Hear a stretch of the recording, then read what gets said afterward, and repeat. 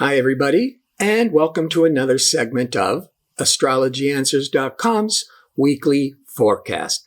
My name is Terrence Gardino. The week begins on Monday, January the 18th, and this is a pretty big week as the sun is moving into the sign of Aquarius. But let's start with Monday on the 18th. The moon, which sets the public tone, is in assertive, courageous, fiery Aries, really stimulating a lot of activity to begin the new work week. And in the early morning, around 6 to 8 a.m. on the Pacific Standard Time, the moon's in harmony with responsible, focused, hardworking Saturn. Great energy to start accomplishing and setting up your work tasks for the week.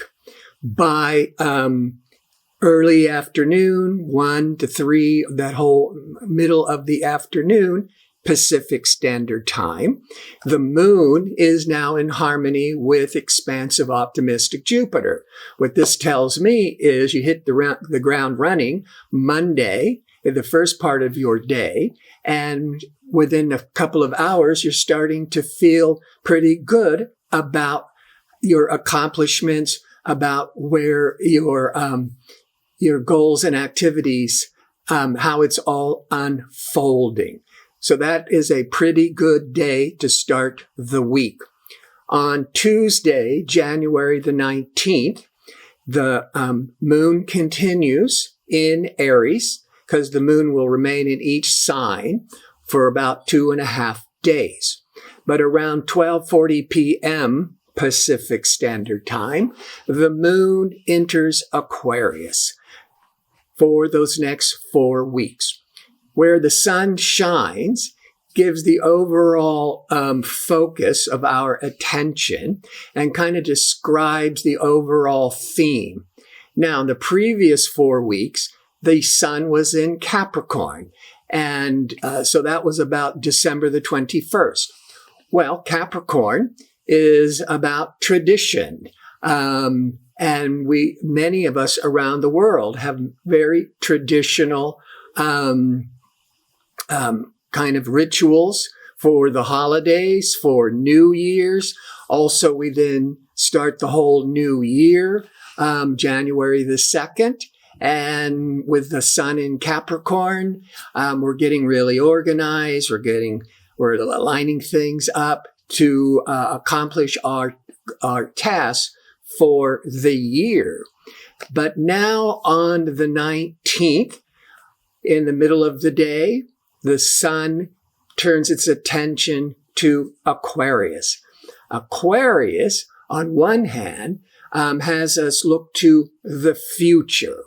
Aquarius helps us be more open to innovation, to new ideas, new learning, technology, computers, where Capricorn was, let's just work hard, let's set up the whole foundation. But now with the sun going into Aquarius, let's now look to the future. Aquarius also rules friendships and social activities. And so there's going to be more focus on that over these next several weeks, getting involved with groups, getting involved with organizations, networking with friends. Just always remember to keep your social distance so we can all continue to be safe and healthy as the moon is in Aries throughout Tuesday. But on Wednesday, the 20th, this is the inauguration day in the United States of America, when it is a change in the administration. Now, this is a really important day outside of the obvious because Mars, courageous, fighting, ambitious Mars, is going to align with liberating, rebellious Uranus. Now, that's going to be part of setting the tone for Inauguration Day.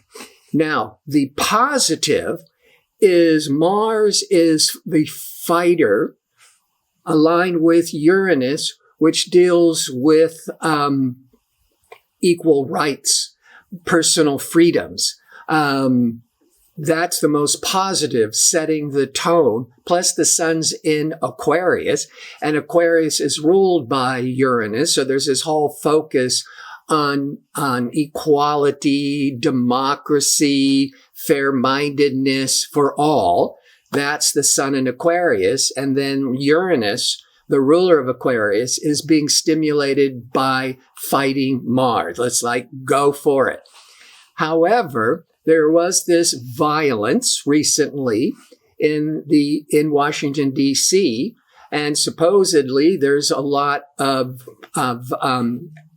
activity that is threatening more violence.